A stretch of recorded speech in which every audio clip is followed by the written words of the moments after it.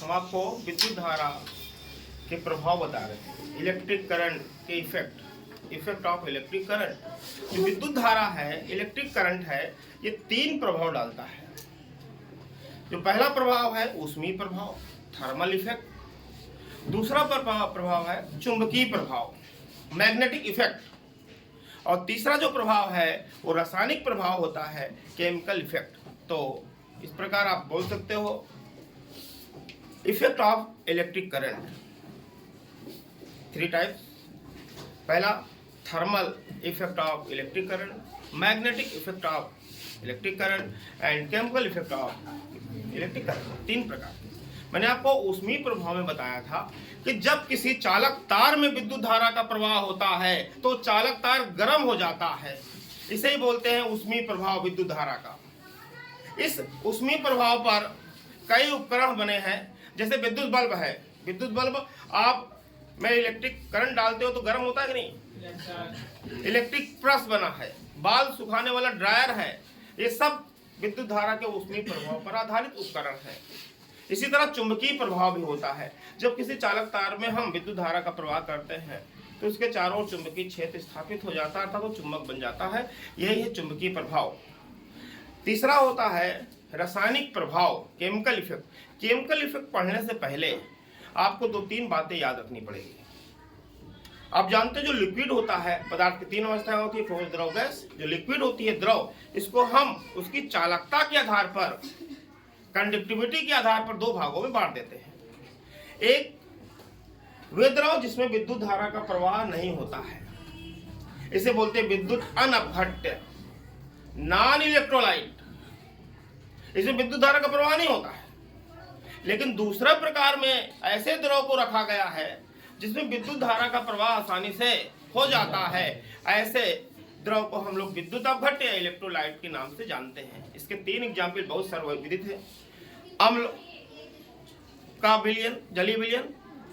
अम्ल मतलब एसिड का जलीय विलयन, क्षार का जलीय विलयन मतलब बेस का, और लवण मतलब साल्ट का जलीय विलयन। ये 3 बहुत महत्वपूर्ण एग्जाम्पल है।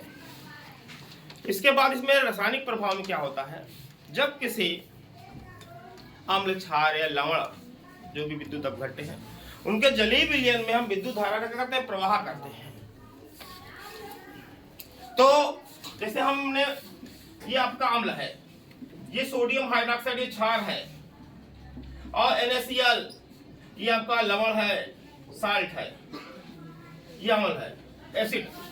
जब इसमें विद्युत धारा का प्रवाह करते हैं, विद्युत धारा का प्रवाह करते हैं, तो ये अम्ल, क्षार, लवण अपने उन घटकों में टूट जाते हैं जिनसे ये बने होते हैं। जैसे ये Cl हाइड्रोजन और क्लोरीन से बना है, तो यहाँ पे hydrogen ion plus chloride ion. ये किससे बना है, सोडियम और हाइड्रोक्साइड। तो sodium ion plus hydroxide ion में ये sodium ion plus chloride ion में टूट जाता है, जिनसे ये बने होते हैं। इसे ही बोलते हैं धारा का रासायनिक प्रभाव, और यही क्रिया विद्युत अपघटन कहलाती है। अब विद्युत अपघटन इंग्लिश में बोलते हैं इलेक्ट्रोलिसिस। इलेक्ट्रोलिसिस बोलते हैं। विद्युत अपघटन एक क्रिया होती है। अब क्रिया कहाँ कराते हैं वो देखिए, ध्यान से देखिएगा। ये चित्र बना हुआ है, ये है वोल्टामीटर।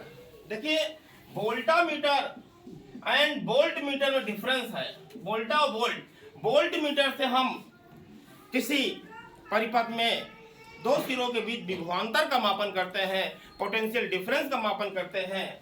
और वोल्टामीटर जो है एक प्रकार का बर्तन होता है जिसमें विद्युत अपघटन की क्रिया कराई जाती है। विद्युत अपघटन का मतलब होता है, विद्युत मतलब बिजली, इलेक्ट्रिक करंट, अपघटन मतलब तोड़ना, विद्युत द्वारा तोड़ना। यहाँ पर आपने देखा अम्ल, क्षार, लवण की जलीय विलयन में विद्युत धारा का आपने प्रवाह किया है, तो ये अपने घटकों में टूट गए कि नहीं भाई? किसके द्वारा टूटा? विद्युत के द्वारा।